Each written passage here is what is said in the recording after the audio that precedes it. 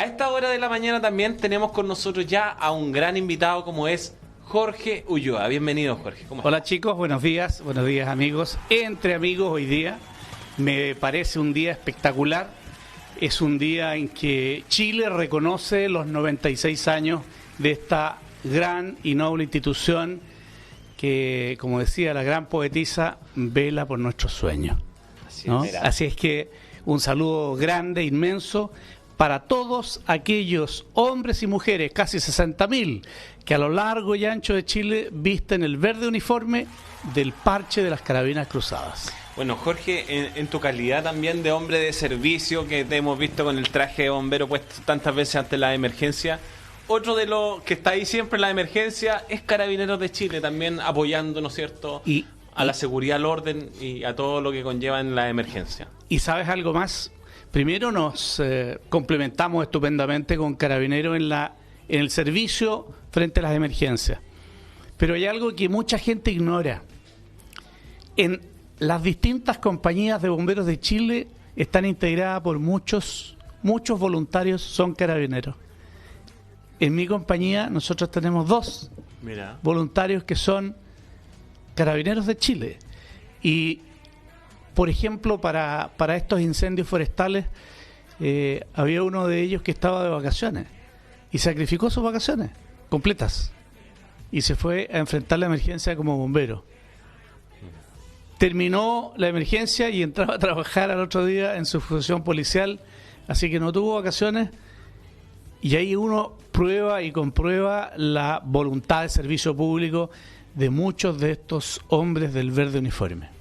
Bueno, lo veíamos a propósito de estas lamentables noticias del asesinato que ocurrió hace un par de semanas atrás, ¿no es cierto?, el carabinero en moto, donde él decía fehacientemente que él, con un amor a la patria, ¿no es cierto?, él ejercía su función diariamente con este amor de servicio a la comunidad. Y qué importante hoy día que está en boga, ¿no es cierto?, el tema del uso de la fuerza que hemos hablado anteriormente, el tema del respaldo desde las leyes, ¿no es cierto?, a que ellos puedan ejercer su trabajo, porque en rigor nosotros tenemos un marco legal para cada una de nuestras funciones, pero Carabineros está un poco limitado. No sé si, me imagino que tienes la misma percepción. Por cierto, por 2 razones. Primero, porque Carabineros tiene una función no solo que es la de velar por la seguridad y la integridad de la vida, ¿no es cierto?, en la sociedad, sino también porque su trabajo implica un riesgo de vida 24/7. Gracias. Y eso no siempre se entiende. No siempre se entiende, por ejemplo, el que Carabineros de Chile no tiene horas extraordinarias. No hay pago por horas extraordinarias. Carabineros de Chile tiene guardias que son difíciles de entender para nosotros, para el resto de los civiles. Y entonces... No pueden hacer huelga. Además, por cierto, pero además de eso, es que ni siquiera se les pasa por la mente, porque son tan servidores de la patria que esa no es una materia siquiera que la piensen.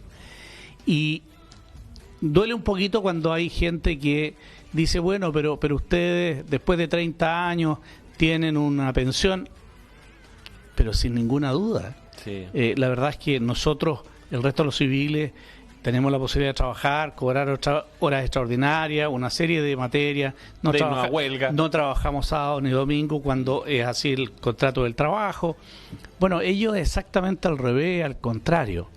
Y yo recuerdo, por ejemplo, el día del terremoto, esa madrugada, yo me puse mi uniforme y me fui a ponerse en servicio. Por cierto, a colocarme en servicio. Y una de las primeras personas con las que yo me puse a trabajar codo a codo era con un muchacho joven que estaba de civil, que andaba con el pelo corto y que estuvo trabajando en Tumbes, y que fue uno de los artífices de sacar todos los barcos que habían quedado, ¿no es cierto?, encima de la calle. De la calle principal. Y después me entero que él era un carabinero que estaba de Franco. Mira. La verdad es que uno ve muchas veces a una persona de uniforme pero no ve lo que hay detrás del uniforme. Y uno ve mujeres, y conozco muchas, ¿no?, que con un inmenso esfuerzo salen a trabajar, lo hacen contentas, y lo hacen fundamentalmente por el país, porque sienten la patria como muy propia, y teniendo hijos, hijas. Yo recuerdo perfectamente, había una funcionaria en Talcahuano que era extremadamente estricta en el cumplimiento del deber respecto de lo que es la ley de tránsito. Y me recuerdo perfectamente, y todos se reían porque todas esas citaciones todo Talcahuano la conocía. Y sabía uno de las motos, me acuerdo. Y la conocíamos todos, y le teníamos incluso un sobrenombre, pero era muy divertido porque todo en Talcahuano, todo el mundo sabía que si te encontrabas con ella y te hacía parar, Dios se apiade de ti. Exacto. Y además con una tremenda sonrisa, te cursaba la infracción y no tenía nada que decir. Nada. Yo recuerdo que incluso yo era parlamentario, me paró en un momento y me dio una lección terrible, porque en una zona, me acuerdo, de 60 en ese minuto, me detiene y me dice: usted va a 70. Y con una tremenda sonrisa, y me dice: mire, usted es una autoridad, Tiene que así dar que tiene que dar el ejemplo. Ya, primer chachazo. Claro, ¡Pum! Palmetazo ahí. Y después me dice: ¿y sabe otra cosa? Nosotros lo necesitamos vivo. Y con eso quedé, pero no. ¿Qué va a discutir nada, ante eso? nada, que así que, hacer. listo. Nada más. Pero era, te digo, me acuerdo que le conté esta historia al prefecto y se reía mucho porque también, o sea, en la práctica es todo, es todo una lo- educación emocional que te da, oye, si en realidad... pero además de Capitana Paje. O sea, no, ella con todos igual, súper amable, con una tremenda sonrisa, pero eso es vocación. Vocación yo, de servicio. yo creo que en realidad hoy día todas las autoridades y las Fuerzas Armadas están ahí por vocación. Bueno, Sí, hablábamos hoy día- cuando y hoy- partimos hoy y hoy día día- el programa Sí. justamente de muchos policías que están en nuestra frontera hoy Así día. es. ¿sí? Bueno, y a propósito, con esta gran noticia que lanzó Perú, ¿no es cierto?, del estado de excepción constitucional respecto de la frontera que está de teniendo... toda su frontera. ¿eh? Toda su Sí, frontera, toda su frontera. en particular donde hizo ruido, con la de Chile, por Así este es. tema de la migración. Así es. Cuéntanos un poquito cuál es la opinión de este proceso de migración. A ver, yo creo que de alguna manera Perú está diciendo algo que yo creo que mucha gente en Chile está pensando, ¿no? Hay que recordar que en Chile hay voces que están pidiendo cierre de frontera, aunque sea transitorio para poder ordenarnos. Yo creo que Perú lo que está haciendo es decir: mire, nos incomoda internamente esta situación y por lo tanto queremos ordenarnos, y por eso está en esa situación. Esto es solamente una mera observación, ¿no? Desde acá. desde el exterior. Creo que para nosotros por lo menos es una luz amarilla, en el sentido de que este es un problema que no es solo chileno, pero que tiene, por cierto, soluciones que tienen una mirada distinta, como es el caso del Perú. ¿Y la solución para nosotros también es cerrar la frontera? Mira, yo creo que es un tema que hay que revisar, no se puede descartar. El cierre de fronteras no tiene que ser permanente, puede ser Podría una cosa ser transitorio. transitoria. Ordenemos la casa. Y un poco la idea es esa, es ordenar la casa, ver de qué manera podemos resolver el problema. Lo que sí está claro es que tenemos que buscar entre Perú y Chile la solución de estas personas que están ahí, no sé, entre comillas, varadas. Ahora, hay un alto funcionario del Perú, me parece que un gobernador departamental, señaló que era partidario de llevar por mar a estas personas hasta Venezuela. Bueno, yo creo que hay que ponerse de acuerdo, como dijo el canciller nuestro, ¿no? Que además fue profesor mío en la Universidad Van Claveren, y compartimos de algún modo el tema en la Cancillería. Él dijo: mire, Chile tiene agotada la capacidad de migrantes disponible. Entonces, creo que estamos frente a, primero, reconocer que estamos frente a un problema, eso es ya oficial la voz del canciller, y segundo, la solución que tiene que venir además adoptada no solo por el Ejecutivo, no solo por el gobierno, señor, sino que tiene que ser además concordada con un Congreso Nacional que cuesta colocar de acuerdo, pero que yo siento y pienso que el amor por Chile es más fuerte y por lo tanto tiene que haber un acuerdo para enfrentar este problema en conjunto. Hoy día se habla mucho de la violencia, de la escalada del nivel de violencia que está teniendo el acto delictual en Chile a propósito de estos migrantes. Sí. Ahora, convengamos que no todos ellos son efectivamente extranjeros y que mucho hay delincuente nacional también que ha elevado su nivel de violencia. Ahora, ¿de qué manera, y yo pensando aquí en un largo plazo, podemos de alguna manera controlar que este proceso migratorio que es natural, ¿no es cierto? Chile ha abierto su frontera hace varios gobiernos atrás. Siempre, en realidad. Y siempre, sí. Convengamos, hay mucha mano de obra. Hemos sido un país de migrantes. Sí, convengamos que zonas como Valdivia, o sea, Capitán Pastene, que a mí me encanta, claro. dicho sea de paso, son lugares donde los migrantes han hecho un tremendo aporte social, cultural Talcahuano, y económico. Los puertos, pues. O sea, los puertos en general. Recordemos que los puertos son particularmente los puntos de migración. En particular, voy a hablar de la que yo más conozco, que es la colonia italiana, que es la colonia que fundó mi compañía bombero y que hasta el día de hoy lleva ese nombre, ¿no? La cuarta compañía Umberto Primo italiana. Si tú miras ¿dónde están estos voluntarios de origen italiano? Fíjate bien, Iquique, puerto. Valparaíso, puerto. Talcahuano, puerto. Copiapó, puerto.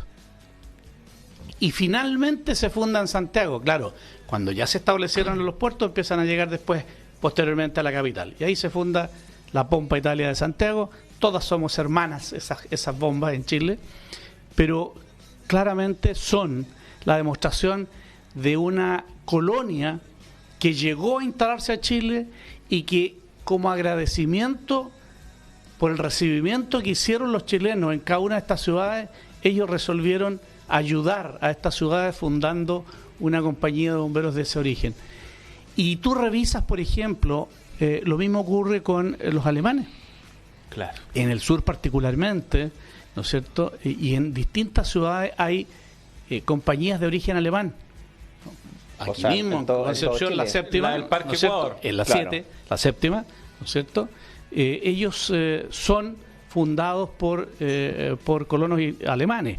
Y si miras más al sur, ¿no es cierto? Hay croatas, la verdad es que hay muchas orígenes de chilenos que hoy día son tan chilenos como usted o como yo, ¿no es cierto? Y que finalmente han sido el aporte para esta nacionalidad. ¿Y qué es lo que ocurre hoy día con este proceso constituyente? ¿Cómo podemos solucionar el tema migratorio en la Constitución?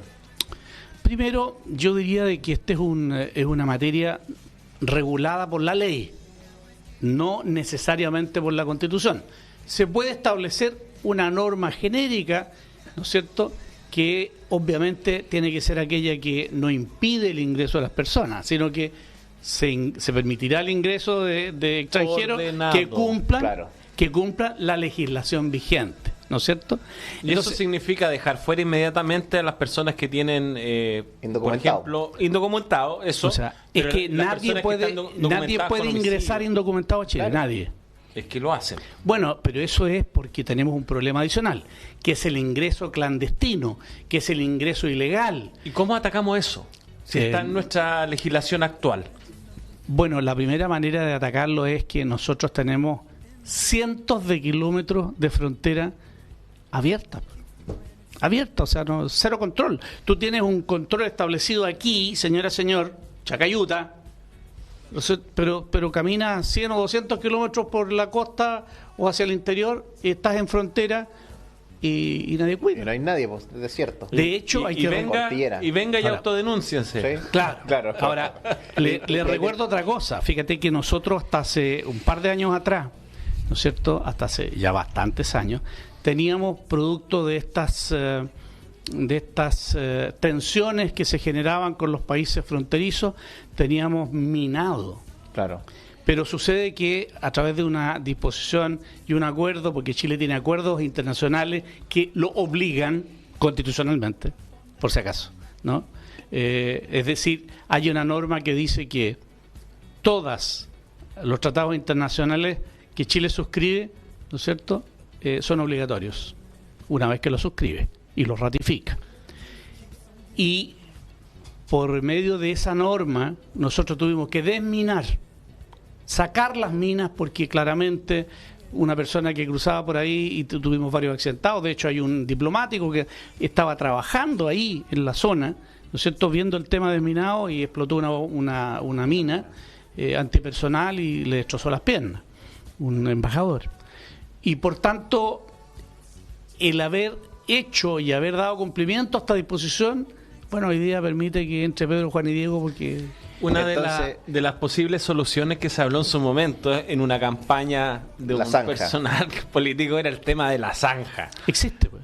Sabemos que existe, pero pensaban extenderla, aumentar la profundidad. ¿Era tan mala la idea? Hoy día que hemos visto este tema de control en el acceso. Tú tienes hoy día distintas soluciones, va a depender del costo.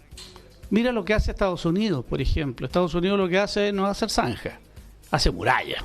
Claro. Pero estas murallas son, no sé, de 6, 8 metros, y por cierto tienen un costo elevadísimo porque son muy largas, son fronteras extensas. Lo mismo tiene Chile. Entonces, una manera barata de hacerlo es hacer zanjas que sean muy profundas. Ahora, ¿qué tan profundas que vayan a evitar, ¿no es cierto?, que se conviertan en una verdadera pared? Bueno, pero tienen otro riesgo, pues. Que caen adentro. Que caen, cualquier persona que cae se le puede desmoronar. Entonces, hay una serie de dificultades que sin ninguna duda provocan un problema mayor. Entonces, ¿cómo poder desincentivar el uso de los pasos fronterizos no habilitados? Porque convengamos que alguien que lo hace de manera legal va a usar los conductos regulares, frontera a través de aeropuertos, claro, terminales de buses, qué sé yo. ¿Cómo podemos desincentivar el uso del paso no habilitado a personal ilegal? Primero, yo creo que hay que ser muy duro en la legislación. ¿Qué falta? Yo creo que falta aplicar, primero, falta sorprender a quienes hacen este trabajo, ¿no es cierto?, que en otras partes le llaman los coyotes, ¿no?, que son los que transportan a las personas, hacen esta verdadera trata de personas, porque eso es lo que hacen. Entonces, habría que identificar primero a esa persona y sancionarla fuertemente. Pero digo fuertemente, es claramente cárcel. Y así como hoy día, ¿no es cierto?, el propio fiscal nacional dice, mire, necesitamos tener al menos 2 cárceles, ¿no?, para colocar ahí cárceles de máxima seguridad, siguiendo el modelo italiano, que es un modelo bastante eficiente ahora. Hace 3 o 4 años que partió ese modelo en Italia, es súper bueno, en que de verdad cero contacto con el exterior, cero. Y estas son cárceles que habría que establecer particularmente para los jefes narcos, para los jefes terroristas, para el personal más peligroso. Y esto significa, primero, locutorios, no hay ningún contacto físico con las personas, significa castigos de verdad, que no pueden estar...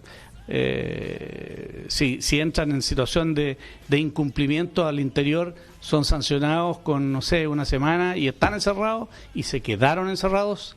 Hay una serie de, yo diría, de pasos que ha establecido el modelo italiano, y ese modelo italiano hoy día nosotros nos puede parecer muy duro, pero le ha dado resultados. Y yo creo que tenemos que ir mirando, porque objetivamente nadie inventa la rueda, ya se inventó. Hay que ir mirando cuáles son los países que han tenido mayores y mejores resultados. Hemos visto en redes sociales, ¿no es cierto?, como El Salvador ha ido ordenando la casa en términos de la seguridad, que uno de los países más inseguros de Latinoamérica, sin lugar a dudas. ¿Chile tiene una luz de esperanza después de este 7 de mayo que se vienen las constitucionales a crear un nuevo Chile más seguro? Yo tengo fe y confianza en Chile, tengo fe y confianza en los compatriotas, en los ciudadanos, y esa fe y confianza me la dio precisamente la conducta que Chile ha tenido. Y si uno mira, por ejemplo, Chile dio una oportunidad de hacer una nueva constitución, pero después cuando le presentaron una cosa que era muy mala, Chile dijo no, esta cosa no, era era una cosa que era como un perro, pero con cara de gato y cola de ratón. Cola de ratón, trompa de elefante. Y Chile dijo, no, yo creo que Chile tiene una... yo diría que Chile es un país bastante más culto de lo que nosotros mismos creemos. ¿Por qué? Porque yo creo que en Chile opera el sentido común, que a veces es el menos común de los sentidos, pero yo creo que ha estado operando. A mí me alegra mucho. Creo que, de verdad, creo que este 7, las personas que resulten, y yo espero estar dentro de ellas electas, tengamos la capacidad de sentarnos a conversar y pensar que Chile no es mío, de mi conveniencia, sino que es de todos, y por lo tanto lo que tenemos que hacer es para todos. Pensar en el Chile, más allá de mi gusto, más allá de mi partido. Hay que pensar en este Chile que tiene más de 200 años, que tiene una cantidad de gente que ha muerto por Chile muy larga, tiene una cantidad de carabineros muertos por Chile, tiene una cantidad de bomberos muertos por Chile, tiene una cantidad de marinos muertos por Chile, partiendo por Prat, y en el caso del ejército, por estos 77 jóvenes que nos dan una lección.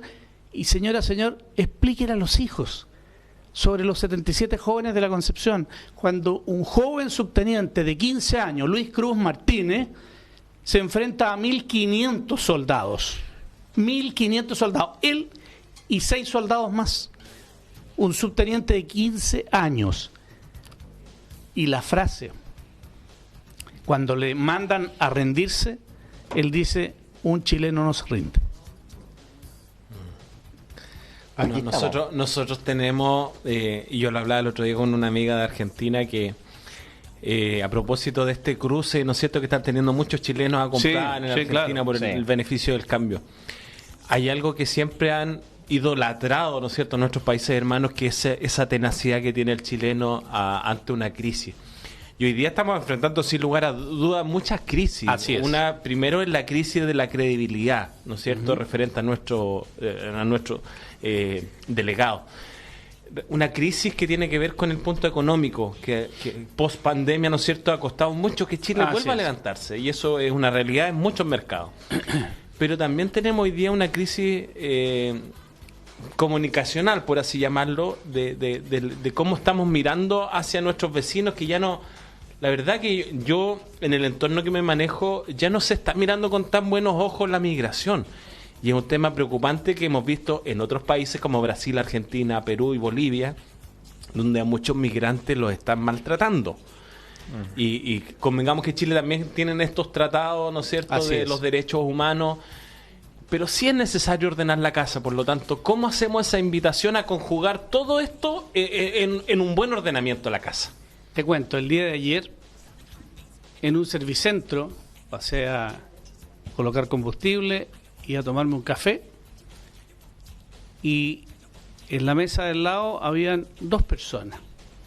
Y uno claramente, te das cuenta cuando es extranjero, y me saluda, se levanta y me dice, doctor Ulloa, espero que le vaya bien.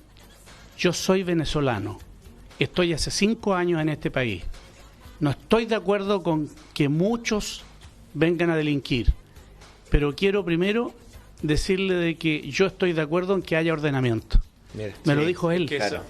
Yo estoy de acuerdo en que haya un ordenamiento. Y sabe, me dijo, y voy a repetir casi textualmente lo que me dijo, pídale a Dios que cuide su país, porque tienen un gran país. Así es. Sí. Bueno, queremos agradecer, Jorge, y por favor invitarte a esa es tu cámara, invitar a toda la gente que conoce a Jorge Ulloa, que conoce toda la trayectoria, no tan solo política, sino de servicio a la comunidad, para que este 7, ¿no es cierto?, vaya a votar de la forma correcta. Bueno, primero agradecerles la posibilidad de estar entre amigos y sinceramente se los agradezco porque es un agrado estar entre amigos, y decirles a todos de que primero quiero reiterar que ofrezco mi experiencia para poder ayudar y contribuir a redactar y hacer una propuesta que sea buena para Chile, que sea una constitución mejor y buena para Chile. Y en segundo término, decirles de que es necesario que cada uno de quiénes va a votar, que somos todos porque es obligatoria, miremos bien, los ciudadanos tenemos derecho no solo a sufragar, sino que a votar informadamente. Y eso creo que es lo más importante. Yo los invito a eso. ¿Cómo tenemos que votar? Tenemos que votar E20. Muchas gracias, Jorge.